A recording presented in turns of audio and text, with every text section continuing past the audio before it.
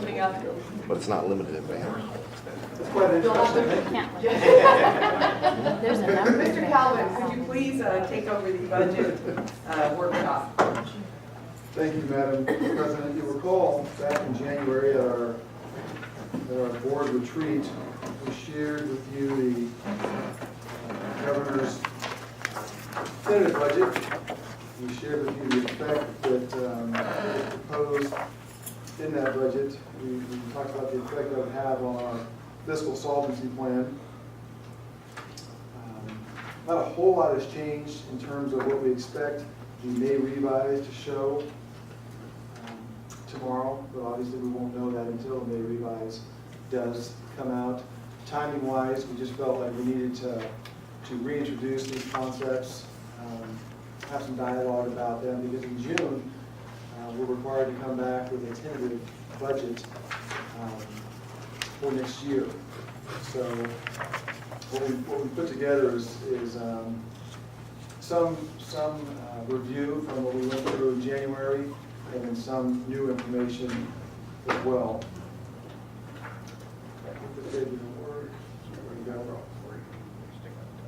This slide is essentially what we did in January. We've got copies up here, folks, if anybody would like to copy this PowerPoint. This is what we shared back in January. The most significant piece, and the piece that I think we're most comfortable with coming true in the May revise, is the $197 million in increased apportionment, about 3.6% or just under 1.6 million to COS. There's also a proposal for $179 million to buy down existing deferrals, which would help our cash flow. There's another $50 million in Prop 39 energy efficiency efforts, and Eric has been working with the Chancellor's office to identify the types of projects that we could expect to fund with our portion of that. The 49.5 in energy efficiency efforts ends up being over $400,000 or so to us, and so he's working with the Chancellor's office to identify what types of projects they would accept on that. The next piece is $300 million in a shift of responsibility for adult education. What we're hearing out of Sacramento is that there are some issues and challenges to that happening, at least in the short term, and we're being told not to expect that, but again, we won't know until the May revise comes out. Same thing with the $15.7 million in shift of responsibility for apprenticeship. The $17 million to enhance online education efforts is still, we think, going to go through, although it really won't touch us locally to the effect that those first several will. And then the policy changes, funding based on completion versus census date. We're being told that they tabled that thought. The 90-unit cap for students, I believe, is something we still anticipate seeing in the May revise. And then as are the stricter, or some of the stricter requirements for bond waivers. But again, those first few, particularly that first one, is what we're here to talk about this evening. Oh goodness, it didn't come out nearly as good as I wanted it to. But I guess you can all follow along. This again just takes our format for the fiscal solvency plan, and we've just plugged in more accurate numbers. Linda and Leangela have done a great job with essentially truing up our 2012-13 numbers. When Prop 30 was passed, there was some new funds that came into our system, about $450,000, $470,000, and that we had to claim that through FTES. So you can see up at the top, earned versus base FTES. Our base went up from 82.60 to 84.28 because we claimed or received another $472,000 in restoration funds. So that caused our total revenue to go up. What they've gone back and done is trued up our actual expenses for the year. You'll recall that we had a series of budget cuts, various reductions that we itemized out. And so they've trued up that subtotal. And so if you follow just in the 2012-13 year, you get down to our structural deficit for this year. If everyone spent their individual budgets for 12-13, and as we know that doesn't happen, but if everybody spent every piece of their budget, we would have a structural deficit of $354,000 for the year. And if that were to happen, we would propose to pay it out of our one-time reserve fund, the indirects, the $996,000 that we've talked about on several occasions. And I'll show you the effect that this plan has on our funds here in a couple of slides. But again, with the cuts that we've made this year, as well as the boost from Prop 30, the $472,000, we believe that we will be about break even for the year. And this should be noted, this includes paying our retiree benefits out of general fund. It also includes paying our technology out of general fund. And as you all know, for several years, we've been reliant on our Measure I bond for technology. It's an allowable expense, but certainly something that we prefer to pay out of general fund. So things have turned around somewhat through a little bit of help from Prop 30 and certainly our budget cuts for the year. Moving across left to right, I won't spend a whole lot of time on the 2 out years, but certainly in 13, 14, again, going back to that first slide, we're anticipating Prop 30 bringing in $1.576 million next year. Brent, does that correlate, that 1576, does that correlate to this number here? Yes. The first item, Yep. so that's the Yep. That's the 3.6% increase that we've been told to expect. And again, we have to earn that through FTES. But the challenge with not having great numbers right now with no May revise is they're telling us to anticipate a 3.6% budget increase. But what they haven't said is how they're going to classify it. COLA, cost of living allowance, versus restoration/growth. In a restoration/growth model, we would have to earn it. So our FTES base would have to go up. That's because when they took money away from us, they lowered our base FTES numbers. So to earn it back, you can see there across the top, earned versus base FTES. This year we have a base FTES of 8428. Next year we're anticipating it being 8600.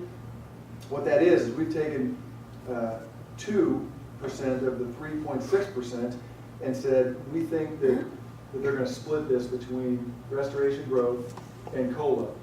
2% growth, 1.2% COLA, and so we've increased our base FTES by 2%. Yes, Greg? I think we would have been better off if we'd have postponed this workshop until after the May revise, because you're just have to make a lot of guesses. Yes, I think Leanne's, I don't even have to look at Leanne, she's shaking her head like, yes, yes. Linda too. Yes, I believe so. We had a calendar, and I think with everything being everything else we have going on, and the amount of special board meetings we've asked you to participate in, we just didn't feel like we could change this one. But certainly it would have cleared the water a little bit. And certainly if we have major surprises tomorrow with the May revise, then we may have Positive or negative. Positive or negative. Let me add, we did think about that, Greg, but we also talked about this when we did our planning in January. And we didn't want to, as Brent mentioned, with all the other special meetings that we've set, we didn't want to consider having to set another special meeting. So the idea about tonight, as I've been sharing with you in our Friday news updates, was that we know we don't have the May revise information, but we also know it's been at least a couple months since January that we talked to you even about where we are with the fiscal solvency plan structure and the assumptions that were in here. So our hope maybe is that by reviewing all of those assumptions tonight, you can make a few notes around there's only really about 4 key assumptions here you need to track. And when that revise comes out tomorrow, and we start talking about that, we might be able to communicate enough with you via email and updates so that when we bring you the budget, when we bring the budget for adoption, we don't have to have another meeting to fill in the gaps. But we didn't think we would have been able to do that, not having had time to at least review everything tonight based on where we were and where we want to be. Should the budget committee get together with Brent after the revise comes out? They will. I mean, our budget. The board. Oh, yes, absolutely. I think that would be another great follow-up in preview to the June meeting for the adoption. So I won't spend too much more time on this page, which is page 3. But if you follow down 13, 14, you'll see that our revenue goes up. And although we have some increases to the budget, which we'll go over in a moment on a separate page, because we also have ongoing budget cuts in 13, 14, the total subtotal for the expenses doesn't go up nearly as much as our new revenue came up. So if you follow it down to our structural deficit, we're only looking at about a $12,000 structural deficit for next year. And again, this assumes that everybody spends their budget, A, and B, it assumes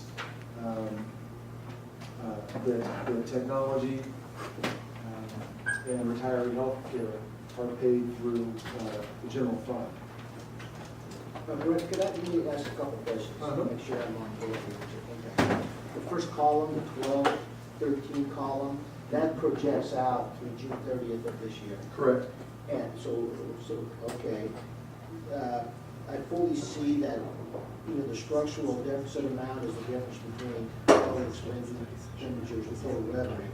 Now, the ongoing budget reductions, the 909, is that kind of the money that's been saved out of that 47 million?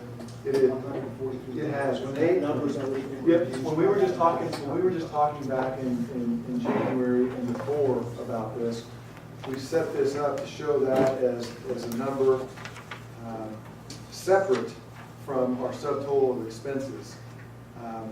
And that's the way it's set up in the 13-14 year. And yet for this year, because Angela and Linda have gone back and trued up the expenditures, Right, that makes sense, I understand. they let that in to show the budget reductions that we achieved for this year. That's good. That's a good question.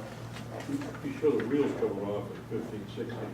What do you? Yeah, a couple things there. We've included 7-column increases and some other increases on the expenditure side, but we haven't shown any increases on the revenue side. And Prop 30 is scheduled to continue. So that's just a placeholder type thing, we'll know more later. Exactly. And we have no further budget reduction shown in 14, 15, 15, 16. It's a little early to plan for those, so exactly, it's a placeholder. Page 4 just walks us through, it's just the detail on the ongoing budget reductions, as well as our first glimpse of where the one-time budget resources would be taken from. Are you clicking that? I'm sorry. Everybody following along here. Well, Steve was squinting out there. He was trying to follow along. This is where we say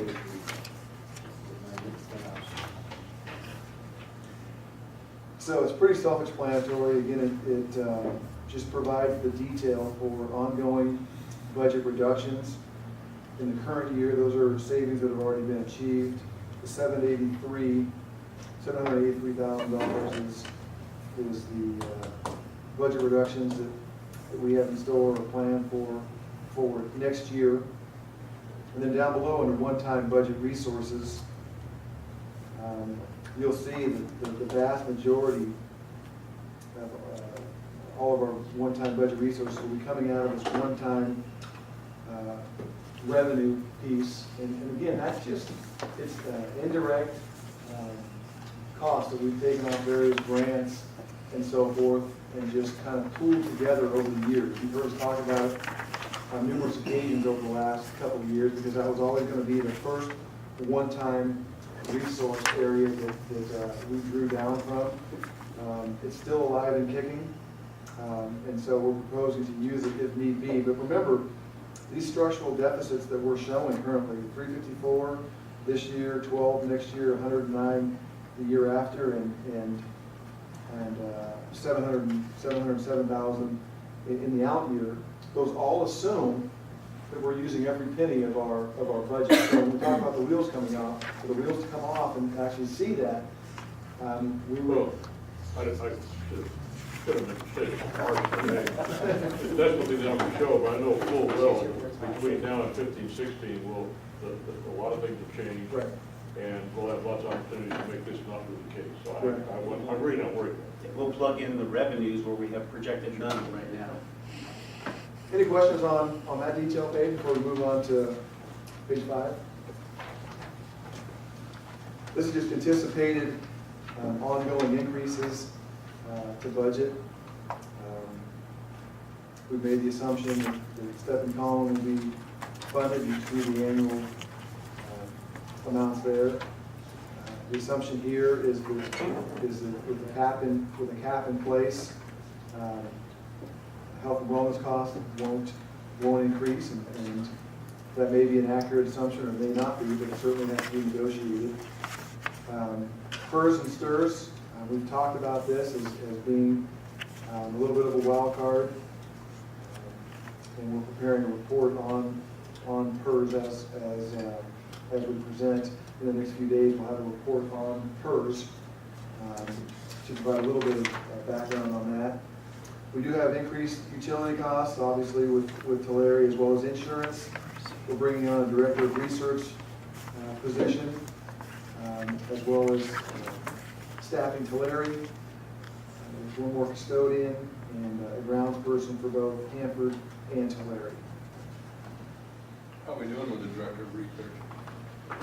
We had, we received 5 applications prior to today, and the closing time's at 5, so I was gonna contact Julie at 5 to see how many we got in. Because I understand that was something accreditation didn't like, the fact that we didn't have a director of research, is that true? They wanted us to increase our capacity in being able to have research and data be at the center of our decision-making and planning models.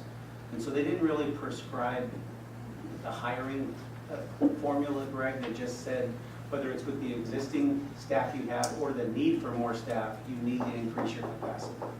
So we're going at it by starting with that director position. Good. The next slide is a repeat. It just comes back to the overall effect that the January proposed budget has on our fiscal solvency plan. Again, looking down, if I may, highlighting total one-time budget resources. The second to the last line just shows what it would take in one-time resources to close our structural deficit, which leads right into the next slide, which is the effect it would have, effect this plan would have on our current accounts. The OPEB account currently has $5.2 million. The OPEB, again, is set up under GASB 45, that we continually strive to meet our GASB 45 requirement for retiree health benefits. The concept is that at some point you get your reserve built up high enough to where you wouldn't have to pay as you go, is what they call it. You wouldn't have to pay as you go to pay your retiree health benefits. You could use the interest income off this account to pay for, in the event that the institution went out of business or something like that, the GASB 45 account could continue to pay the retiree liabilities. So we feel like continuing to build on that account is a good practice and one that we're commended on by our auditors, and we're asked about by virtually every financial report we submit to the state. We know how much money we should should have in there to be able to, Well, you approved, 2 months ago, you approved us to do our every 2-year actuarial study, which, do we know where we're going to present that? He's finalizing the numbers for us, we had a couple of questions for him. So it should be, probably by the next board meeting, we'll have the final. Sometime in summer, we'll present that actuarial study. Last time, I want to say it was $11 million, 2 years ago. The draft is going up slightly, it's about 13 million now. what kind of assumption of rate of return are they talking about? They're assuming some rate of return is Yes, probably not. and it's in realistic. there, I just don't remember off the top of my head. We'll have it when we present it though. That's probably not realistic in this one. My guess is it's got to be pretty realistic. I think it'll be pretty conservative. Yeah.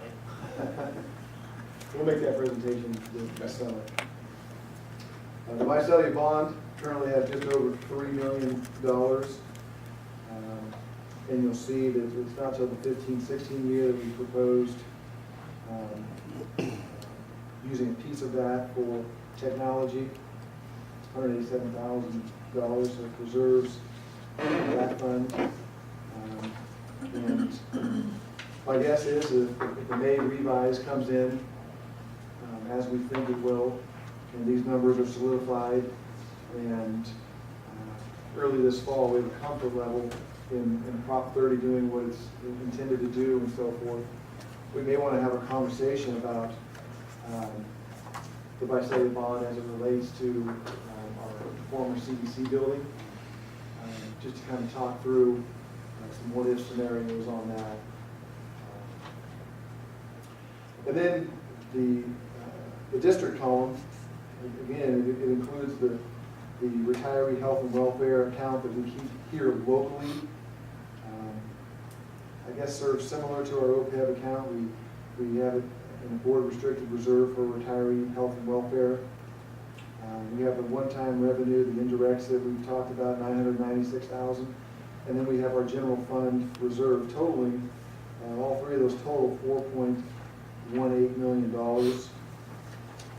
And then you'll see 12/13, we're showing a $354,000 charge against the one-time revenue, $12,000 next year, $109,000, $14,015, and $519,000 and $15,016. And again, that's just kind of our best guess right now. If all of our accounts were spent, it would end with a beginning balance for the 16-17 year, $3.18 million, which is $464,000 over our required 5% general fund reserve. And then on the far right-hand corner, separated out from that, we've always shown the farm reserve, which we use to operate the farm. It's at $1.2 million right now. And then you'll notice that we've also set up the Linwood Reserve. It was a board action a meeting or two ago. We've set that up with the express purpose of holding the proceeds from the sale of the Linwood farm. So that nearly $2.5 million currently sits in a Linwood farm board restricted reserve. Any questions on the effect this plan would have on our overall fund balances? Do we have any plans for those, like the farm reserve or the Linwood reserves, or is that something to talk about later?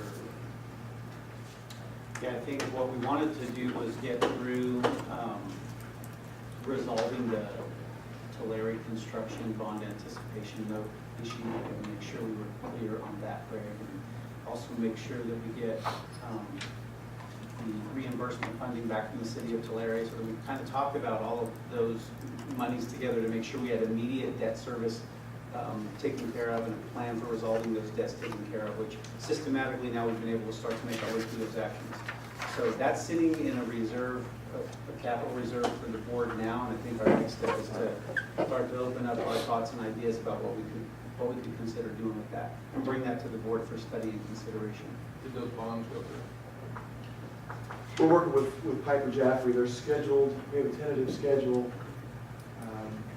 to to sell in, to close in mid-August, August 15th.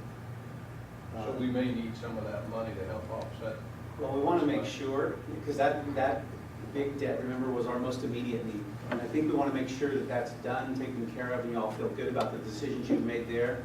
Then we know that we've got the other one-time capital. We can come back and start a conversation about how to prioritize that. Okay, good. I think that, what the funds from the city to Larry going to be part of that bond Correct. situation? Yes. We have $12 million in bond anticipation notes, and there's $2 million, close to $2 million in unspent band proceeds.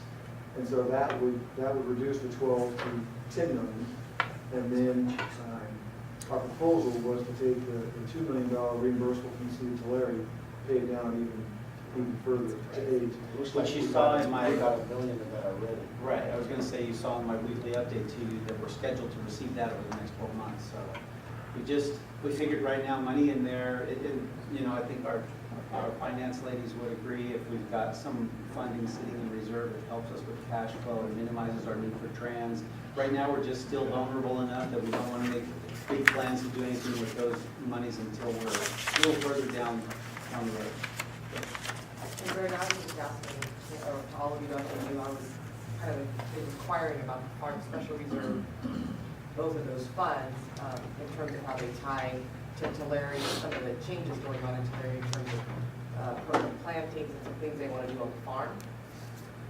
Because these funds, that's all affected here in terms of how the farm does. And so looking ahead 2 or 3 years, budgeting for that farm in terms of what it's going to need to do some of those things, I'm trying to figure out where it comes at it and make sure we're aware of what it does to these funds and how it affects the bottom line, so we don't look 3 years back and go, gee, we didn't know we were, eating up that reserve this quickly, or we're not using it, or we have extra, just so we're aware, so we don't end up with a situation like we did with the CDC. Right, a mini Right. crisis within that That's right, program. that's right. Good. Yeah.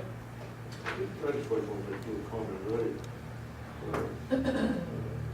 Fran, I'm really pleased in the direction the college is going, of being courageous enough to make projections 2, 3, and 4 years out. Historically, the college has been afraid to do that because they're always wrong, nobody has to be wrong, consequences and all that. If you have a board that hopefully knows what they're doing, we need you all to stick your neck out and do some guessing. We need to be smart enough to not only be accountable for guessing. And the budget committee, I know will be helping you, and is helping you by helping you understand where the board's coming from, and that sort of thing. This stuff is viable. The people, the gals in the back of the room, he'll take care of this year. We'll eat our lunch. This is good stuff. Keep it up. Thank you. Appreciate that, Tony. Tying right into the numbers we've shown you is an update on yes, full-time equivalent students. As you all know, this is what we get funded on. Talked earlier about our base FTES versus our earned, and I should have used the same terms in this chart. Actual would be what we refer to as earned back in the numbers section. Essentially, the FTES that we generated, weren't necessarily paid for, but this is what we generated. The funded FTES is our base number. So you'll see last year I alluded to 8260, it's actually 8261. We generated 9,033. And you can see for the at least 3 years before that, we generated a heck of a lot more FTES than we were paid for. And I think that was by design. Well, I know it was by design.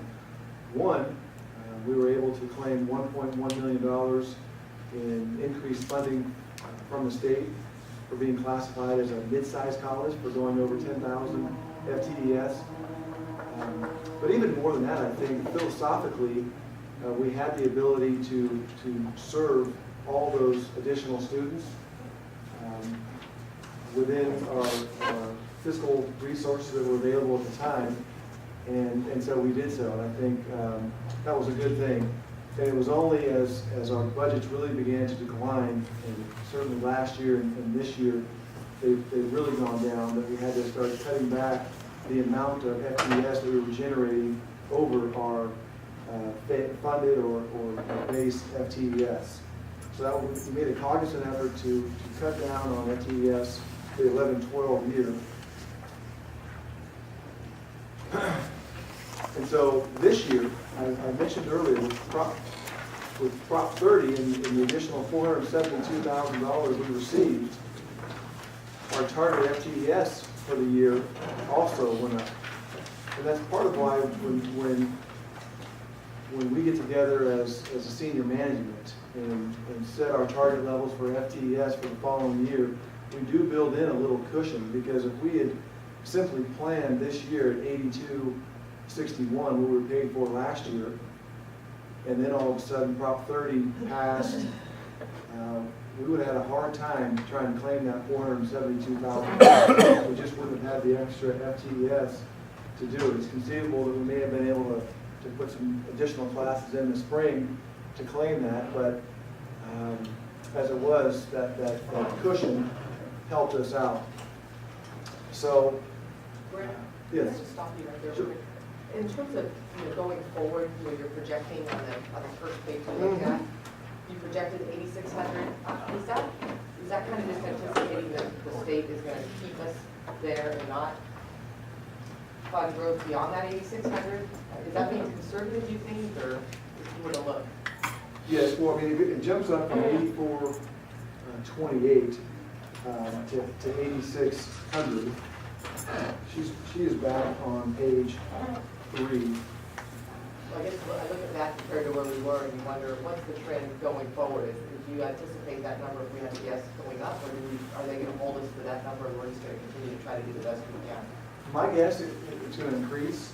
We just haven't counted the extra revenue in there, so we haven't modified that at all.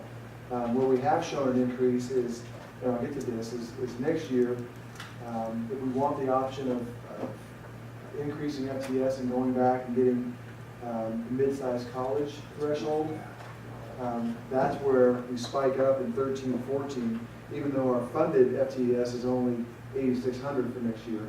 We set a goal larger than the 8,600, and that's one of the reasons, I know it wasn't super timely, but I wanted to have this meeting tonight, is to remind you all why we're chasing that larger FTES number next year, because we're coming back up on the cycle where if we don't hit that, we lose the $1 million in medium-sized college incentive fund. I'll discuss that a little bit on the next slide, slide 11, but just to finish out slide 10, you'll see the second point. Our FTS apportionment is going to climb to 8,600, assuming that 2% of this 1.57 million we're going to receive next year. Assuming 2% of that is restoration growth, our FTS target will climb to 8,600.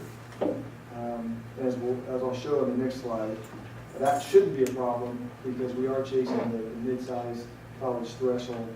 The third point on this slide, we talk about Hanford's FTES, currently because it is not an approved center, funneling into Tullare's FTES to achieve the required 1,000 FTES. The district needs to continue receiving $1.1 million in allocation funds for Tullare. Once Hanford is an approved center, it'll be separate, and they'll both need to generate 1,000 FTES in order to receive 1.1 million for each of them. And currently, at the current pace that we're growing, at least in Tullare, that should not be a problem. We got a little bit of work to do to get Hanford over the 1,000, but it can definitely be done. And then I just have a comment there as the fifth point. It just talks about currently we get 1.1 million base allocation for Tullare, and 3.3 million base allocation funding for this campus, and 1.1 million for being a mid-sized college. But if you flip to slide 11, the $1.1 million for being a mid-sized college is in a little bit of jeopardy in that you only get 2 years of not making it before the funding stops. And so going back to the slide on FTS, you'll see that last time we had it was in 10-11. Didn't get it last year. Didn't reach 10, we're not gonna reach 10,000 this year. So next year, we either need to meet that 10,000 number. And when I say 10,000, it's been modified down, just like our base FTS. And so next year, the goal would be 9420. That, we're estimating the modified number would be 9520, or 9420. That is the new 10,000 FTS mid-sized college number, if you will. It's gone up and down with the taking away and the adding of funds, restoration, growth, so forth. It goes up and down, and we're estimating it to be 9420 for next year. So we'll get the $1.1 million next year as a mid-sized college, but if we don't go over the 9420 mark next year, we will not get those funds in the 14-15 year. I think at one time, it was our plan to kind of wean ourselves off of that $1.1 million at the same time that Hanford was achieving censor status, and that $1.1 million from Hanford would replace the $1.1 million we were losing for being a mid-sized college. Hanford center status program has been delayed by a year or two, so we're now looking at what it would take to remain at a mid-sized college for another 3 years, and what it would take is 9420 next year. In order to meet that mid-sized college threshold,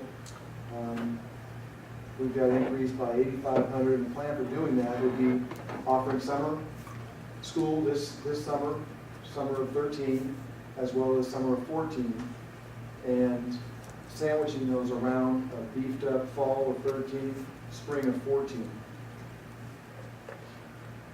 Do you think the accreditation issues have kind of put an extra burden on that because of some enrollment issues possibly? Yeah, I mean, there's no doubt, and that it added another wrinkle that all of us could have done without, to have to overcome just the publicity of the accreditation sanction. But the other thing, I think that as you understand the FTES and its relationship to the budget and the numbers, you realize that in order to use Brent's term, in order to beef up enrollment in 1 year, what that really means is we're going to deficit spend further in 1 year in order to capture the incentive funding for the next 3. So the thing we've been most concerned about is not beefing up so much that it's too hard to undo the following year. Because we've got to bring those expenses back down once we earn the incentive money.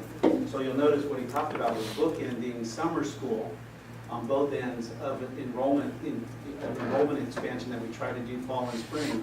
But in that expansion effort, it has to be something that we can recoil, so that we don't end up with fixed costs that are driving our budget out even further in the deficit. Yeah, so my next question would be that when you go to the 9420, then those expenditures in order to go up to 9420 aren't built into this budget, or those projections. And likewise, the 1.1 million is included in your 14, 15, and 15, 16 revenue amounts, correct? Yes, we do not take those out. So Right. the cost associated, you'll see bullet point 4 on this one. The 1.1 million is built into the budget, although I have to say, I showed it as 1.1, but part of that would be in this year, part of it's next year, and the accountant folks hate that. But it's lumped together at a cost of about $1.1 million, 400 for each summer plus 300 in increased fall and spring offerings. We'd be able to generate $3.3 million, just 3 more years of the mid-sized college number. And we've left the revenue that we've come to expect to be in mid-sized college, we've left that on the books. And so the plan would be to at least consider, once we achieve it one time, looking at not being a mid-sized college in the future, but replacing that $1.1 million in our budget with Hanford's $1.1 million when it's approved as a censor. Basically, the same plan that we put in place several years ago, it's just, we would just do it 3 years later. So that is all I have. Happy to answer any questions, get some direction, comments.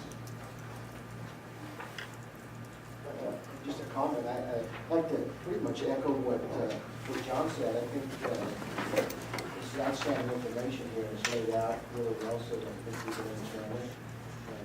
And I know Brenda probably need to thank You do. Leangela. Leangela, Linda. And Linda. I'm just the mouthpiece. You get the credit. And I harken back to a year or so ago, or maybe 2 years, where John was kind of begging for some of this information, and things were kind of in a little different manner with respect to being able to project. So we've kind of done what we've asked, and it's laid out well, and I certainly appreciate that. And we owe a lot of that to Doug Brinkley, and certainly Dean included me, and it was a fantastic job. Brinkley was able to kind of get it on a nice format and pattern, and so hopefully it's seen in the future. Yeah, I appreciate the consistency of reporting and in terms of being able to visually see what the are and why they are, so thank you for that. So this was really just for your information tonight. Hopefully it regrounds you a little bit in the assumptions that we built in, so that as the revised information comes out in the rest of the week, we start feeding you information, you can apply that directly to what we just talked about. For the most part, it'll help you answer some of those same questions as you start to see our proposed budget in June. So that was the purpose of trying to get ourselves regrounded in these assumptions tonight. Thank you, Brett, we appreciate it. Leangela, Linda, thank you so much. We're going to take a short little 2 or 3 minute break. I'd like to just say I will not be here. John will be doing the meeting today, but I'll watch the video, so don't say too much about me while I'm gone.